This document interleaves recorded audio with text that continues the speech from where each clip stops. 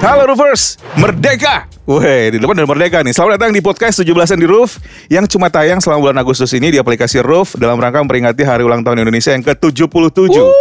Wow, 77 Indonesia kita tercinta. Dan di podcast 17-an ini gue akan ngobrol sama musisi-musisi kesukaan lo seputar cerita 17-an mereka. Dan tentunya kita akan uji pengetahuan mereka seputar hari kemerdekaan di Games Pilihan Merdeka nanti ya. Tamu kita kali ini adalah penyanyi yang sedang naik-naiknya. Aduh, amin. Lu pernah dikejar sama fans lu kalau gak salah ya di Bandung, ya gak sih? Bukan di Bandung. Di mana itu ya? Semarang. Ada, gue lupa di mana. Iya, gue pernah nanya ini dulu soalnya sama lo. Dan jawabannya karena apa gitu. Emang dia ngefans itu sama lo ya. Dia adalah Mark Natama. Halo, Roofers. Mark, 17 ini adalah 17 Agustus lo yang lo inget yang keberapa sih? Waduh, ke-21 lah. Ke-21, ya kan masih ada segitu umur 1 tahun lo udah tahu 17. Lo enggak 2 tahun pertama hidup gue traumatik. Jadi ke-19 berarti.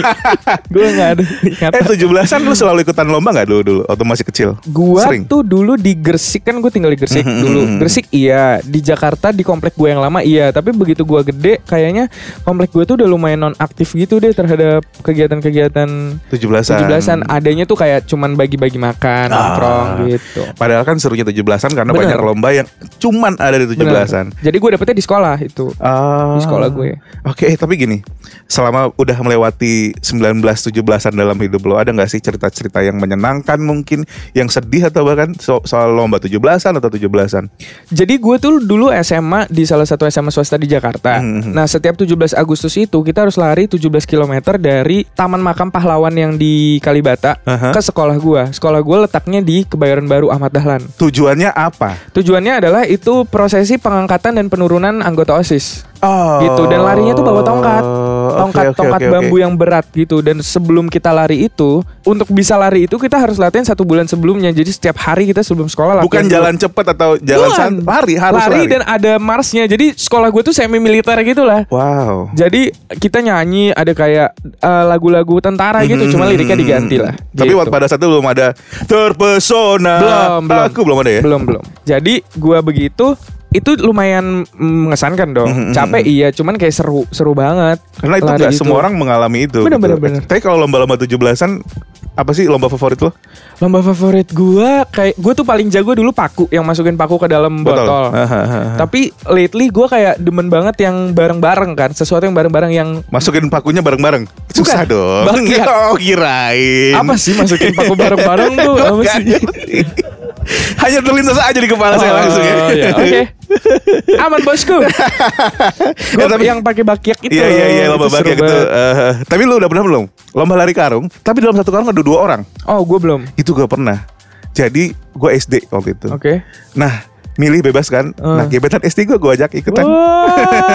Dari kecil emang udah modus. Memang pintar, cerdas. Nih Mark, jadi kan di Indonesia itu punya slogan sepanjang 11 Agustus tahun ini ya. Tapi di Roof kita punya campaign yang gak kalah keren. Bersihin Indonesia namanya. Oke. Nah Roofers, jadi campaign ini juga bisa lo cek di sosial media kita, di Instagram, di Twitter. Ada gerakan di sana yang berujung sama gerakan sosial nantinya.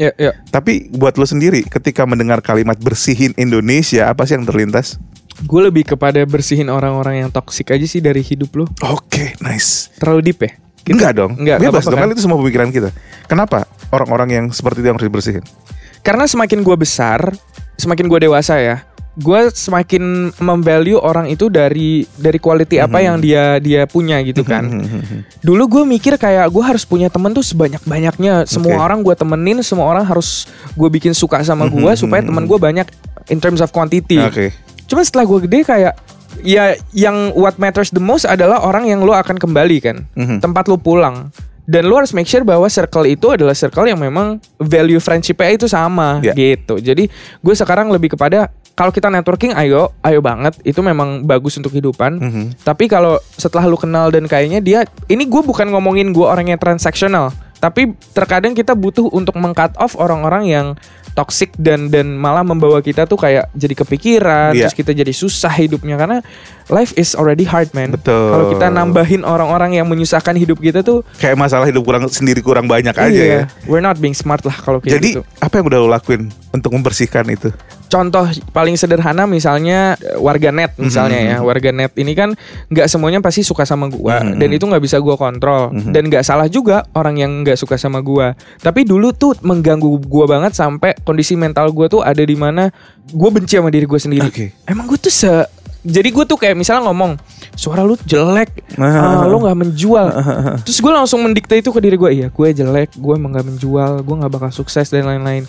Dan omongan itu kan doa kan. Betul. Semakin gue ngomong kayak gitu dalam diri gue, yaudah gue semakin turun, terpuruk. Lo jadi terbawa omongan lo sendiri pada akhirnya. Gue nggak bisa stop mereka dong, karena ya menurut gue semua orang punya hak untuk ngomong walaupun terkadang niatnya ya salah. Cuman yang bisa gue lakukan sekarang adalah gue nge-cut off dengan cara bukan gue block, bukan gue komen balik, ya udah gue ignore aja. Gitu.